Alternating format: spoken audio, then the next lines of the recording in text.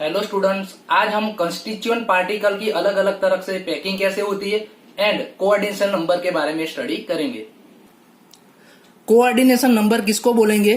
तो the number of nearest neighbours यानी कि टचिंग एटम, कोई भी एटम के आसपास कितने एटम उसको टच करते हैं उसको बोलते हैं कोऑर्डिनेशन नंबर, जिसको हम शॉर्ट में CNO यानी कि कोऑर्डिनेशन नंबर लिखेंगे।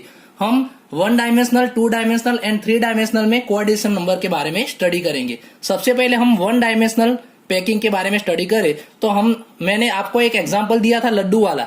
तो आप कोई भी वेसल लो और उसमें लड्डू स्टार्ट करो तो फर्स्ट लेयर में जो लड्डू आप डालोगे तो वो लेयर फर्स्ट लेयर ऐसे आएगा। जो फर्स्ट लेयर आता है वो फर्स्ट लेयर आप ऐसा सोचना है कि यहाँ दोनों और ये लड्डू इनफाइनाइट है यानी कि बहुत लंबी लाइन यहाँ चालू है, लेकिन हम कोई भी एक लड्डू पकड़ ले तो यानी कि कोई भी एक एटम यहाँ पकड़ ले तो वो एटम के आसपास दूसरे कितने एटम जुड़े हुए उसी को बोलते हैं उसका कोऑर्डिनेशन नंबर। तो जैसे कि मैं यहाँ ये एटम ले लूं तो ये एटम के आसपास दूसरे कितने एटम जुड़े हुए, तो यहाँ 2 एटम जुड़े हुए, इसीलिए इसका कोऑर्डिनेशन नंबर होगा 2। ये 1 डायमेंशनल पैकिंग में हो गया।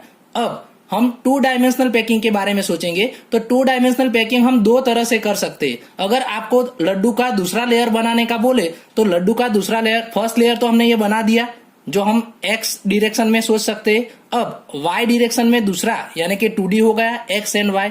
तो y डायरेक्शन में अगर दूसरा लेयर हमको बनाना है तो दूसरा लेयर हम 2 तरह से डाल सकते हैं। फर्स्ट कैसे डाल सकते हैं? तो फर्स्ट जैसा x लेयर है वैसे ही दूसरा लेयर हम लेंगे।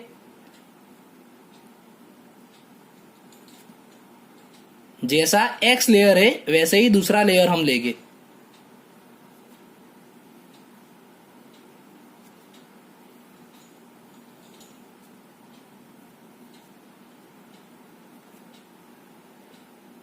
तो इस टाइप की पैकिंग को बोलते हैं 2D स्क्वायर पैकिंग। अब उसको 2D स्क्वायर पैकिंग, 2D तो पता चल गया कि 2 डायमेंशनल है इसीलिए इसको 2D बोलते हैं। अब स्क्वायर पैकिंग क्यों बोलते हैं? तो ये सोचे हम तो कोई भी एक एटम हम ले जैसे कि मैं ये बीच वाला एटम लेता हूं तो ये बीच वाला एटम दूसरे कितने एटम के साथ जुड़ा हुआ है तो आप देख सकते हैं। तो 1 2 3 4 यानी कि 4 एटम के साथ टच होता है, यानी कि इसका कोऑर्डिनेशन नंबर हो गया हमारा 4। और इसको स्क्वायर क्यों बोलते हैं? तो ये चारों एटम को अगर मैं कनेक्ट कर दूं तो हमारा यहाँ स्क्वायर मिलेगा, इसीलिए इसको बोलते हैं 2D स्क्वायर पैकिंग। अब 2D hexagonal packing. Hexagonal packing में क्या करना है? तो हमारा जो फर्स्ट लेयर है इसको हम AA टाइप का लेयर भी बोल सकते हैं, यानी कि फर्स्ट टाइप का लेयर जो है A, सेकंड टाइप का वैसा के वैसा ही है, थर्ड टाइप का भी वैसा, तो इसको बोलते हैं 2D पैकिंग और 2D स्क्वायर पैकिंग। अब 2D हेक्सागोनल पैकिंग में हम क्या करेंगे? तो फर्स्ट लेयर है, दूसरा वाला लेयर AB टाइप का लेना है, यानी कि दूसरा वाला लेयर है वो अलग लेना है। वो कैसे लेंगे? तो हम जो लड्डू वाला मैंने बोला था ऐसा करना है कि 2 लड्डू के बीच में जहां जगह होगी वहां हम ये लड्डू डालेंगे।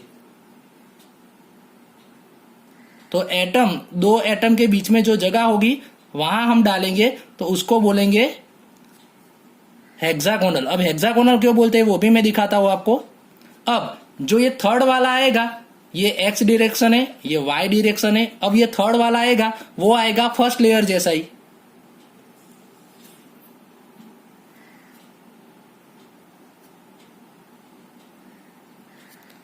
अब आप यहां कोई भी एक एटम ले लो तो ये एटम दूसरे कितने एटम के साथ टच हुआ है, जुड़ा हुआ है, यानी कि उसका नेबरिंग एटम कितने हैं? तो ये 1 2 3 4 5 6 यानी कि उसका कोऑर्डिनेशन नंबर होगा 6। और अगर इसको हम कनेक्ट करें, ये सभी एटम को कनेक्ट करें तो वो हेक्सागोन बनेगा, इसीलिए इसको हेक्सागोनल पैकिंग बोलते हैं। यहाँ स्क्वायर बना था इसीलिए इसको स्क्वायर पैकिंग बोला, और यहाँ हेक्सागोन बनता है इसीलिए इसको हेक्सागोनल पैकिंग बोलते हैं। अब हम 3D पैकिंग के बारे में सोचेंगे। इसको आप अच्छी तरह से ध्यान रखना, 3D पैकिंग में थोड़ा आपको माइंड यूज करना पड़ेगा कि कैसे बनता है। तो सबसे पहले 3D पैकिंग में 3 टाइप के पैकिंग आते हैं। सबसे पहला 3D square packing. 3D square packing यानी हमारा x एक्सिस पर जो एटम था वैसे ही y एक्सिस पर लेंगे, यानी कि ऊपर वाला जो 2D पैकिंग था वही हम यहां फिर से लेंगे।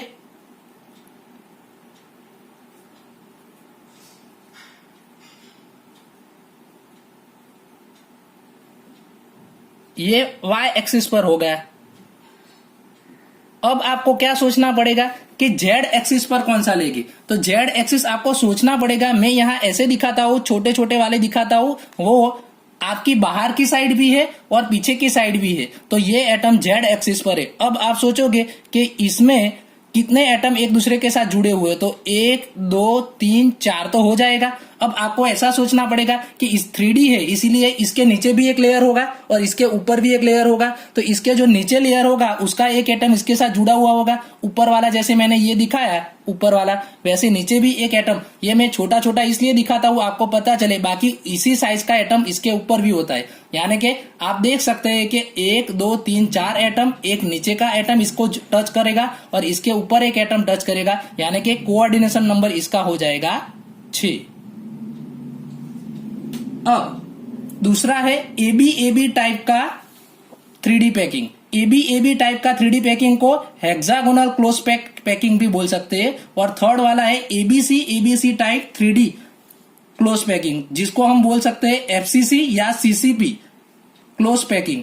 अब ये दोनों में सबसे पहले हमको ये याद रखना है कि दोनों में ए लेयर वो 2D हेक्सागोनल टाइप का ही है, यानी कि हेक्सागोनल तो सबसे पहले एबी में बनाना है, हेक्सागोनल लेयर तो हम बनाएंगे। तो हमने ये ए लेयर बना दिया, जो हेक्सागोनल में था वैसा ही लेयर हम यहाँ लेंगे। तो सबसे पहले ए वाला, फिर बी वाला, उसके बीच में जो जगह होगी वहां रखेंगे, फिर ए वाला। अब जब इसको 3D में कन्वर्ट करें, ये तो हमारा 2D हुआ। अब जो 3D में कन्वर्ट करे तो जो थर्ड एटम है वो कहाँ डालना है। तो एबी टाइप में क्या करना है, ये तीनों जो एटम है वो तीनों एटम को टच करे ऐसे, यहां ऊपर एक एटम हम डालेंगे। ये बी ऊपर ए लेयर था, उसके ऊपर बी लेयर। आपको ऐसा सोचना पड़ेगा कि नीचे वाला जो लेयर है वो नीचे वाला पूरा लेयर ए है। अब उसके ऊपर में दूसरा एटम डालता हूं, तो 3 एटम के ऊपर में ऊपर एटम डालता हूं, वो अलग टाइप का लेयर है, इसीलिए उसको बी टाइप का लेयर बोलेंगे। फिर यहां दूसरा फिर से डालूंगा, नीचे भी ऐसे आएगा।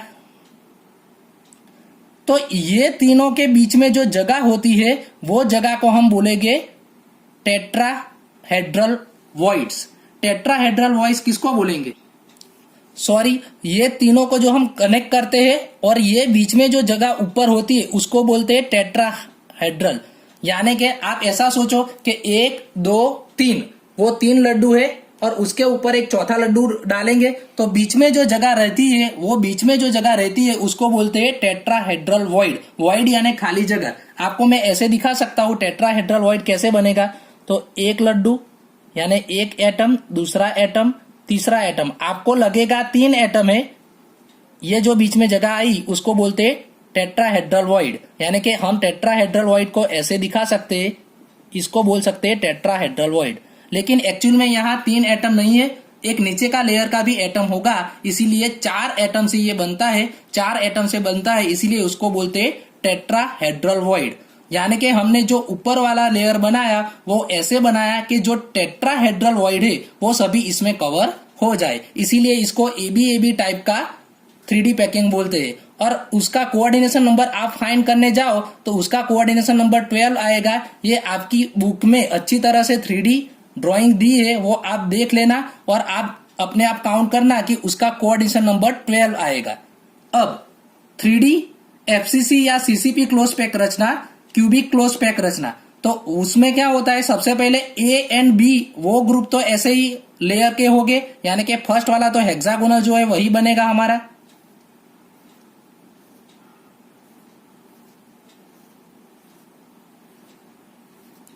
फिर उसके ऊपर जो होगा वो टेट्राहेड्रल होगा।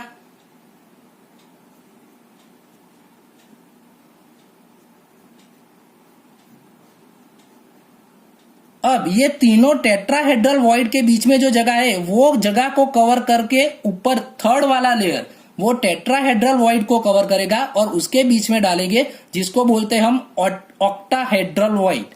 ऑक्टाहेड्रल वॉइड बनाएगा वो थर्ड लेयर, यानी कि थर्ड लेयर है वो first layer and second layer से अलग आएगा, इसीलिए उसको एबीसी टाइप की क्लोज पैकिंग बोलते हैं, क्योंकि उसमें first layer, second layer and third layer वो तीनों अलग आते हैं। ये पूरा हॉचपॉच जैसा हो गया, इसकी फिगर आप बुक में देखोगे तो अच्छी तरह से पता चलेगा। उसका कोऑर्डिनेशन नंबर भी 12 आएगा, वो भी आपको बुक में से पता चल जाएगा। लेकिन उसको ड्रॉ करके मैं दिखाता हूं कि कैसे ऑक्टाहेड्रल वॉइड बनेगा। तो